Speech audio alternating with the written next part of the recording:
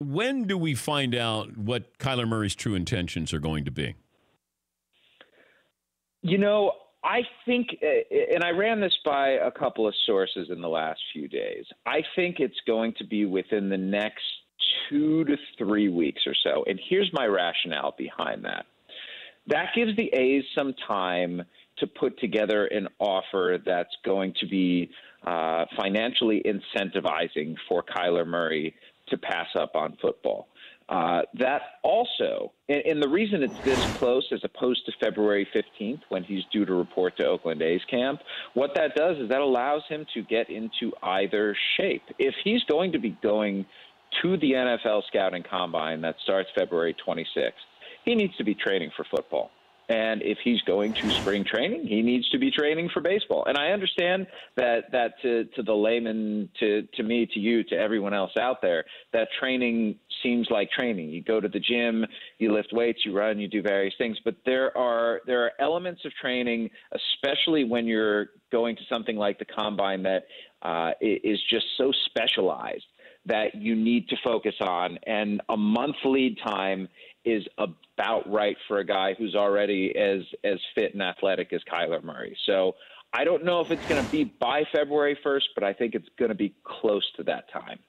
Does Kyler Murray know sort of where he stands, what his grade is as a football player? Having Scott Boras as his agent, who's a baseball guy, does that help or hurt trying to figure out where Kyler Murray stands as a first or second round draft pick?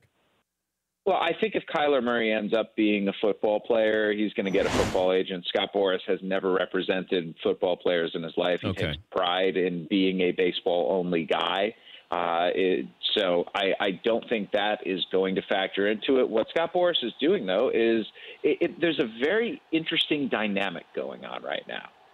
And that is, normally the agent-club relationship is adversarial because the agent is trying to get the most money and the team is trying to pay the least money, and they're going to eventually negotiate and find a place in the middle. In this case, Billy Beane and Scott Boras' interests are perfectly aligned. Yeah.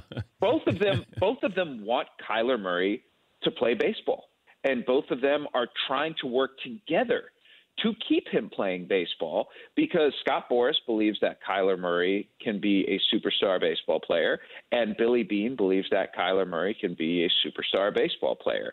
And I think that if you talk with other evaluators, that might be a bit of a stretch. Some guys see his ceiling more like Jackie Bradley Jr. as opposed to a Mookie Betts type. And the fact, though, that we have as many players in baseball who are Kyler Murray's size and have shown themselves to be incredible. Willie Mays, 5'10". Hank Aaron, 5'10". Yeah. Kyler Murray's not out of place in baseball. In football, Kyler Murray is either an incredible freak who has overcome limitations that only one guy in modern football history, and that's Doug Flutie, has done, or he's not going to be successful. For more Dan Patrick Show, tune to Audience Channel 239 on DirecTV or download the Dan Patrick Show app.